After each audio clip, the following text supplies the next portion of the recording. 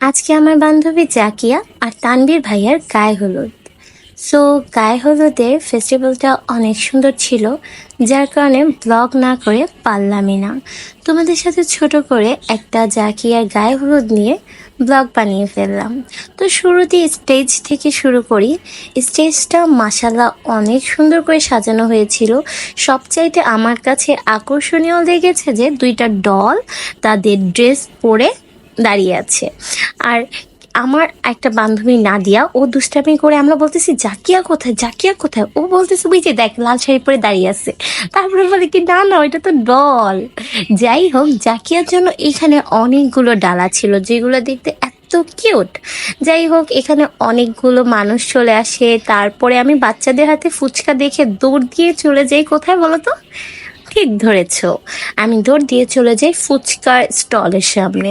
কারণ আমার তো ফুচকা দেখলে একদম কি যে বলবো, আমি পাগল হয়ে যাই। এখন আমি ভয়েস কভার দিচ্ছি, আমার এখনো ফুচকা খেতে ইচ্ছে করতেছে। ফুচকা খেতে খেতে জাকিয়ার আগমন চলে আসে। আর মাশাল্লাহ, আমি আমার ছোটবেলার বান্ধবীকে দেখে তো প্রায় কান্না করে দেব, ইমোশনাল হয়ে যাচ্ছিলাম খুশিতে। মানে ওকে এত সুন্দর লাগছিল, মাশাল্লাহ মাশাল্লাহ মাশাল্লাহ। আমাদের জাকি এইভাবে অনেক সিম্পল থাকে, বাট ওকে বিয়েতে এত ভালো লাগছিল, আই মিন গায়ে হলুদে। যাই হোক, স্টেজে বসে পড়ে, তারপরে মুরব্বীরা তাদেরকে আশীর্বাদ করে, আই মিন দোয়া করে আর কি। দেন ওরা কিছু কিছু মুরব্বীদের কাছে যায়, দোয়া নেয়, এই আর কি, যেটা মানে সচরাচর হয়ে থাকে সব প্রোগ্রামের মধ্যেই। দেন আমিও হলুদ দিলাম তাদেরকে, ভাইয়ার সাথে দুষ্টামি করলাম, তারপরে নিজের কিছুটা ভিডিও নেওয়ার ট্রাই করলাম।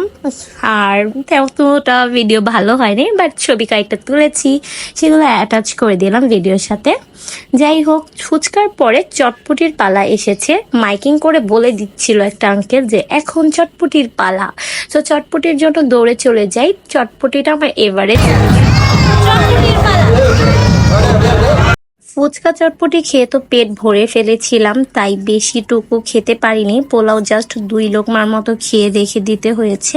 তারপর আবার জাকিয়ার সাথে দেখা করে আসি। দেন ভাইয়া আসছিল, নিচের থেকে আমাকে কল দিচ্ছে, কারণ রাত হয়ে গিয়েছে, একা বাসায় যাব না। দেন ভাইয়ার সাথে রিক্সা করে চলে গেলাম বাসায়। আর আজকের ভিডিওটা এই পর্যন্তই। ভালো লাগলে লাইক কমেন্ট শেয়ার করতে ভুলবা না। সবাই ভালো থাকো, সুস্থ থাকো, আল্লাহ হাফেজ।